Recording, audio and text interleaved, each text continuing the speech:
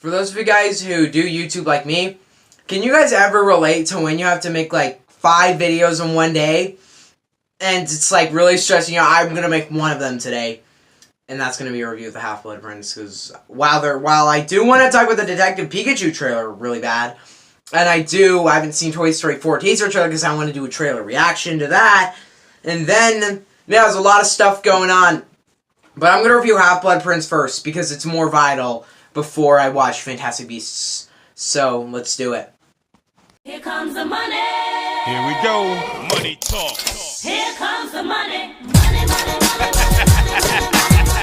Dollar, dollar. Dollar, dollar. Ching, ching, bling, bling. Got the chatter. Harry Potter and the Half-Blood Prince, Part 1, if only. So Harry Potter and the Half-Blood Prince is a movie, 6th installment of the Harry Potter franchise. This movie, Harry goes back to Hogwarts. Last year was really rough for him, so he's really not happy.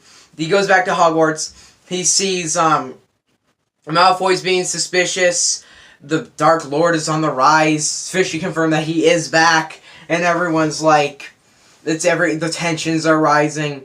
Bad stuff is happening, and also good stuff, kind of, also fun stuff between the friends and banters. And yeah, it's a Harry Potter movie. Let's talk about it. Now, I'm actually going to start with what I didn't like about this movie, because there's things I didn't like about it. It was surprising. Harry Potter movie has flaws. Wow. Okay, that is a bit weird, because all the other ones have problems with them, but most of them don't have big problems.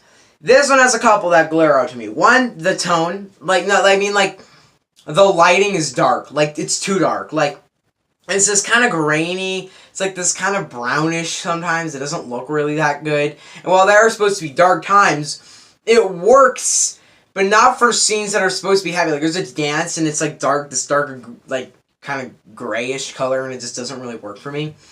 Overall, I don't hate the lighting of this movie, but I just thought they could have made it not as dark. It would have been better. There are more things I don't like about this movie. One is the pace. It's like if Order of the Phoenix was not as good. Like, Order of the Phoenix is kind of a slow down. Like, kind of like a slowed, like, just kind of slows down. And it just kind of slows down stuff. This one has to pick back right up and rush and get to the Deathly Hallows stuff. And by the end of this movie, you're not thinking, I can't wait for the Deathly Hallows. You're just thinking, this is sad. But yeah, let's talk about the ending of this movie. Then we also get the relationship stuff of this movie. You know, Ron and Hermione, their relationship's starting to bloom. Ginny and Harry, their relationship is starting to bloom. And kind of get to see the banter between that. It's like the Harry and Ginny one's not hard. Harry can get any girl. He's the freaking chosen one. He got the scar. I should get like a tattooed scar. If I was a big enough Harry Potter fan, how many Harry Potter fans have the scar, like, right there? Like, a lot of people most likely have the scar right there, but, so what? What was I saying? Oh, yeah. We get to see Ron and Hermione kind of trying to figure out what they are as a couple or whatever.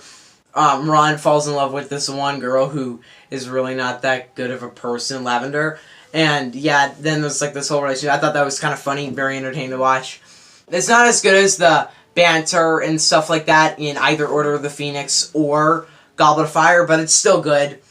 And then let's get to the ending of this movie, because I keep doing this for every single one. I'm like, the ending of this movie is awesome, so let's talk about it. So at the end of this movie, Harry goes to, Dumbledore. They find out that the secret that the potions... So the movie's about trying to find the secret of the potions teacher. And they find the secret of the potions teacher is that he muted out something in some memory where he's talking to Tom Riddle. Voldemort. And they, like, kind of decode it. And then they find out, oh, he was talking about Horcruxes, where you can take some of your soul, put it into another item, and then you're immortal, pretty much. Like, the item has to be destroyed to kill you. So yeah, that's how the movie goes. Then they go to this one place where Tom Riddle, I'm going to call him Tom Riddle because that's kind of what he was back then. Tom Riddle hid the Horcrux there. So they have this whole puzzle. And one of my favorite scenes in this movie is when what's his name? Harry has to force Dumbledore to drink the cursed water it is intense to watch Dumbledore, like, struggle and, like, say, don't do it, don't, please stop, and Harry has to. It's really brutal watching, it was really well done. Then the whole scene where all the monsters from the lake are, like, attacking them, fire goes around everywhere. They escape with the Horcrux. At the top of the tower, Draco Malfoy comes up, he's aiming the wand, and he's, like with his face. And actually, this is the scene in the movie, and later in the next movie, this kind of happens, but you kind of feel sympathy for Draco. He's just a boy, he has to do so much, and it's really sad for him. But then Draco doesn't do it. Then all the he activated the disappearing cupboard so that the Death Eaters could get inside of Hogwarts. So now the Death Eaters go inside Hogwarts. They're gonna go kill Dumbledore, and then Snape comes in. He shoots Dumbledore off the roof. Dumbledore falls to his inevitable death. It's all sad, really like the death in this movie. Like when Harry goes up, he starts crying. Ginny comes up, he starts crying with him, and it's all sad. And they're all waving their wands in the air, and it's all sad. The funeral's very sad. It's like the most terrible ending to a school. Imagine this: you're at your school. At the end of the year, the principal gets shoved out a window. That's how your year ends. And like a bunch of let's say, this is gonna become a bit dark, but a bunch of murderers come inside of your school. They don't kill anyone, but they throw your principal out the window. Then they destroy the cafeteria, break all the windows, and yeah, that's how your school year ends. That would be by far the worst school year ever. I mean, it would be, unless you hate your principal. If you do you really want them to die? If someone actually wants their principal to die, DM me on Twitter why. Don't text, don't comment. I don't want people to see the dark, disturbing reasons why. But please, just, DM me on Twitter if you actually want your principal to die. And I'm gonna question you. I will definitely question you. This turned dark and heavy, and now it's really dark. Anyway, Harry Potter and the Half-Blood Prince, let's go back to it. Harry's, running at Snape, he trusted you! And then he does a spell on Snape, and then Snape, throws him back, and he goes, how dare you use my spell? You're silly, Potter. I am the Half-Blood Prince. You will die. And then he walks away, burns Hagrid's house down. They leave the place, they just smash it up and everything.